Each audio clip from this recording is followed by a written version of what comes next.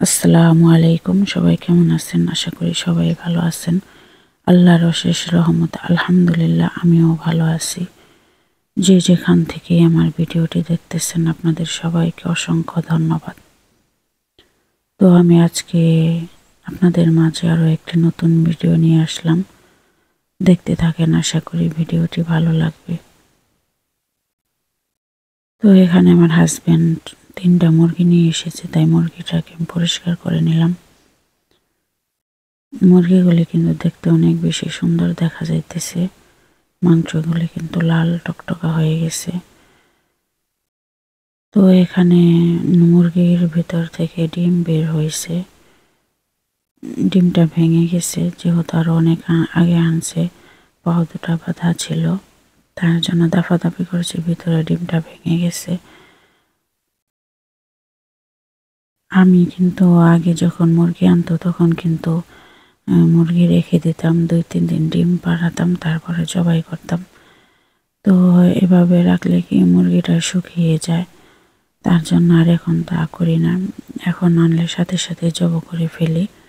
ডিম পাড়া মুরগি খেতে কিন্তু অনেক বেশি ভালো লাগে। ডিম পাড়া মুরগি খেয়ে দেখবেন, ডিম পাড়া মুরগির স্বাদই কিন্তু আলাদা। তো আমার হাজবেন্ড ডিম পাড়া মুরগি বেশি খেতে পছন্দ করে। মোরগের মাংস হয়তো বেশি খেতে পছন্দ করে না, যেহেতু ডিম পাড়া মুরগির মাংসটা বেশি টেস্ট হয়। একবার ট্রাই করে দেখবেন। তো এখানে কিন্তু 3টা মুরগির ভিতর থেকে ডিম বের হয়েছে। তো আমি একবার বলছিলাম যে রেখে দিই, ডিম পারক, তারপরে জবাই করবো। আমার হাজবেন্ড বলতেছে না, জবাই করে ফেলো, শুকিয়ে যাবে, তারপরে খেতে ভালো লাগবে না। আবার দেখলেনই তো ডিমটার ভিতরে ভেঙে গেছে, মরে যেত। তো এখন আমি ভাবতেছি যে মুরগিগুলিকে কি পুরোপুরি কেটে থবো না পিস পিস করে রেখে দেব। এখানে কিন্তু 3টা মুরগির চামড়া আছে, চামড়াগুলি কিন্তু অনেক বেশি মোটা। আমার কাছে কিন্তু দেশি মুরগির চামড়া অনেক বেশি ভালো লাগে। দেশি মুরগির চামড়া কে কে খেতে পছন্দ করেন বলবেন। আমার কাছে অনেক বেশি ভালো লাগে। তো আমার হাজব্যান্ড বলে ফেলে দিও, যেহেতু খায় না, তো আমি আর ফালাই না, আমি রেখে দিই। আর এই দেশি মুরগির চামড়া বাছতে কিন্তু একবারেই কষ্ট না, অনেক কম পশম থাকে, মানে কি ছোট ছোট গেরা পশম থাকেই না, একবারে কম থাকে।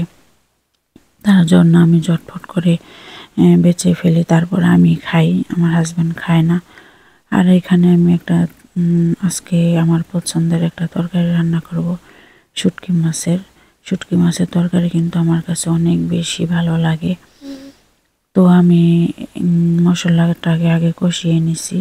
আমি মশলার মধ্যে আদা রসুন অ্যাড করিনি। আদা রসুন অ্যাড করলে শুটকি তরকারিটা খেতে আমার কাছে এত বেশি ভালো লাগে না। এখানে শুধু রসুন কুচি দিছি পেঁয়াজের সাথে, আর কি বেশি করে রসুন দিছি। আর শুটকিটাকে আমি পুরা করে ভেজে নিছি, যেন একটা কাঁচা একটা গন্ধ থাকে, ওটা যেন চলে যায়। আর শুটকিটা খেতেও কিন্তু অনেক বেশি ভালো লাগে ভাজলে, আগে ভাজা করে নিলে। তারপরে আমি শুটকিটাকে গরম পানি দিয়ে অনেকক্ষণ ভিজিয়ে রাখছি। তারপরে সুন্দর করে, এটা তো জানেনই, সুন্দর করে ধুয়ে নিতে হয়, বলার কিছু নাই। তো এখানে আমি কিছু পুঁই শাকের মাথা আর কি দিয়ে দিলাম, কচিটা। তা আমার কাছে অনেক বেশি ভালো লাগে। আর পুঁই শাকের বিচি দিয়েও কিন্তু শুটকি মাছ অনেক বেশি ভালো লাগে। তো এখানে আর পুঁই শাকের বিচি পাবো কোথায়?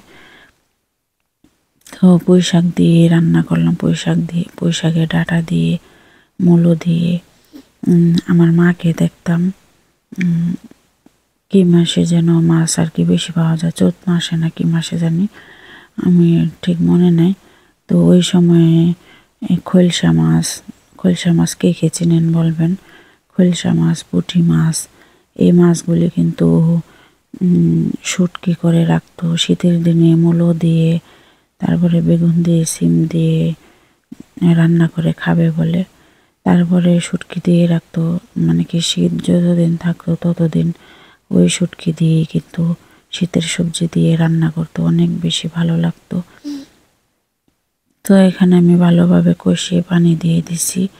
তো পানি না দিলেও চলতো, তারপরেও একটু পানি দিলাম যেন স্মুথ হয়, আর পানিটা না দিলে আর কি খসখসা থাকবে। এখানে আমি ধনেপাতা দিয়ে দিছি। এখন আমি একবারে শুকিয়ে ফেলবো, নিচ থেকে পুরা করে ফেলবো। আর আজকে আমি কালো জিরা ভর্তা বানাবো। কালো জিরা ভর্তার জন্য রসুন, পেঁয়াজ, শুকনো মরিচ আগে আমি সুন্দর করে ভেজে নিছি তেলে। ওটা আর দেখালাম না, ওটা দেখালে ভিডিওটা অনেক বেশি বড় হয়ে যাবে, আমার আপুদের দেখতে কষ্ট হবে, তাই আর কি শর্টকাটে দেখালাম। তো কালো জিরা ভর্তা বানালে কখনো পানি দিবেন না। যে আপুরা বানাতে পারেন তো পারেনি, আর যারা না বানাতে পারেন তাদের জন্য বললাম যে পানি দিলে কিন্তু ভালো লাগে না। আগে আমি বাটতাম আর পানি দিতাম, পানি ছাড়া বাটতে পারতাম না। পরে আমার শাশুড়ি একদিন শিখিয়ে দিছে যে কালো জিরাটা যদি ভালোভাবে ভাজা হয় তাহলে আর পানি দিতে হয় না, ওই পেঁয়াজের সাথেই বাটা হয়ে যায়। তো আমি কালো জিরাটা কিন্তু বেটে নিতেছি। কালো জিরা ভর্তা আমার কাছে এত বেশি ভালো লাগে না, আমার হাজব্যান্ড পছন্দ করে। তারপরেও চিকন চালের ভাত আর নরম নরম করে রান্না করলে সব ধরনের ভর্তা দিয়ে কিন্তু ভালো লাগে, একটু যদি ভাতটা নরম হয়। তো আমার কাছে নরম ভাত দিয়ে ভর্তা ভালো লাগে, আর শক্ত ভাত দিয়ে আমার কাছে এত বেশি ভালো লাগে না। তো অনেকের স্বাদ অন্য এক এক রকম। তো অনেকে শক্ত ভাত খেতে পছন্দ করে, অনেকে নরম ভাত খেতে পছন্দ করে। আমি কিন্তু ছোটোকাল থেকেই নরম ভাত খেতে পছন্দ করি, শক্ত ভাত আমার কাছে ভালো লাগে না। তো আমার হাজব্যান্ডও কিন্তু এত বেশি শক্ত ভাত খেতে চায় না। শেষ